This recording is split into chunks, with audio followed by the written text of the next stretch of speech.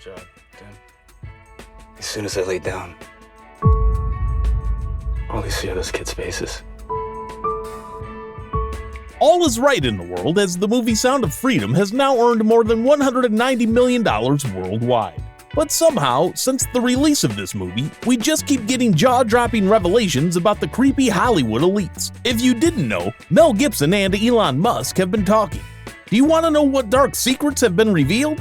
Stick with us to find out. The movie Sound of Freedom has made more than 10 times its production cost. It's safe to say that The Sound of Freedom has rightfully achieved one of the most astounding box office successes in history.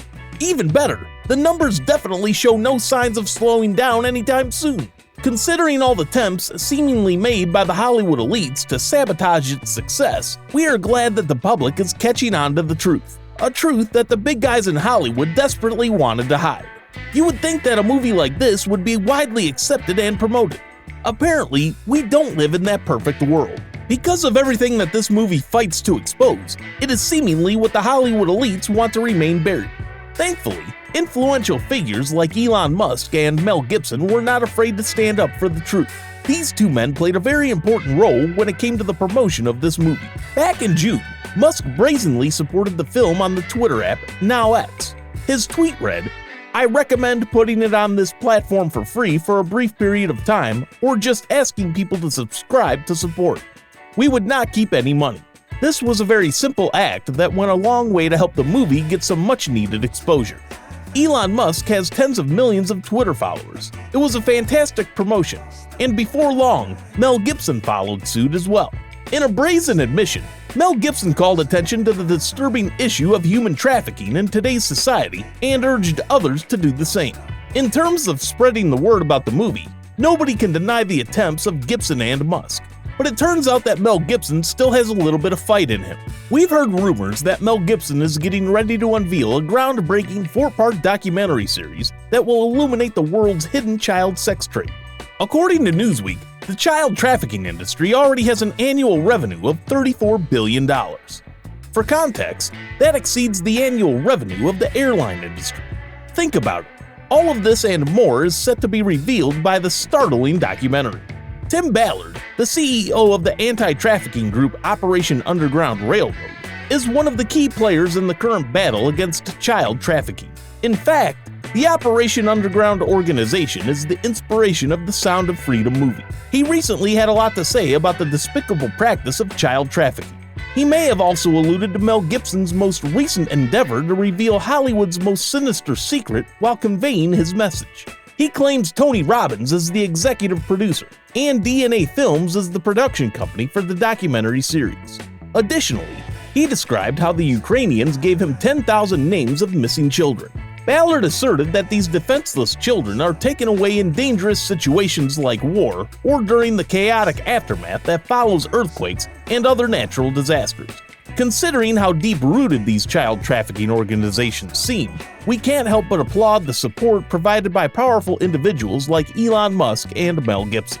We think it acts as a call to action to combat the heinous crime of child trafficking, free people from the bonds of exploitation, and create a safer and more equitable world for all. Anyway, the fact that this documentary has an untitled tag is intriguing. Do you think Mel Gibson and his crew are keeping the project secret so that it won't mysteriously vanish? We have heard all the rumors about Hollywood's elite shutting down projects they don't like. So who's to say that this project will see the light of day if they find out about its existence?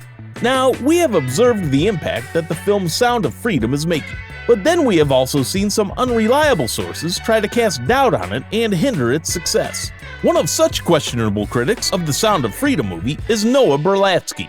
This well-known writer recently published an article on Bloomberg titled QAnon and Sound of Freedom both rely on tired Hollywood tropes. The article asserts that rather than actually assisting those who are victims of the trafficking problem, the movie Sound of Freedom merely serves as another thriller that stirs up feelings of disgust and justifiable rage for no reason. However, since that article was published, the author has faced a serious backlash on X. This attention led to people digging up proof that he has ties to Prostasia and acted as a spokesperson for them back in 2017. Prostasia is a supposed child protection organization. But in reality, it only serves to normalize and destigmatize a very troubling situation. Imagine a representative for such a group blatantly asserting that not everyone who is attracted to children will harm them. It is very questionable. In what universe is it acceptable to argue that the phrase minor attracted person should be considered a better term for pedophilia? In essence, Noah Berlatsky was defending the term minor attracted person back then and is criticizing the movie Sound of Freedom now. It all just leaves a bad taste in your mouth. These contrary opinions and comments only serve as further evidence that perhaps something bigger is at play here, something that we don't see. Do we really live in a society where people boldly come up and make excuses for child abusers and express sympathy for them because they belong to a stigmatized group? It's horrible. Thank goodness there are still those like Mel Gibson who will speak out and fight for the truth. Just so you know, this is not the first time Mel Gibson has challenged the Hollywood power structure. He had previously discussed his early Hollywood jobs and how strange the experience was for him when he was much younger. He compared the entertainment sector to some sort of deserted city. He also talked about how strangers who move to that odd little town always stand out like a sore thumb.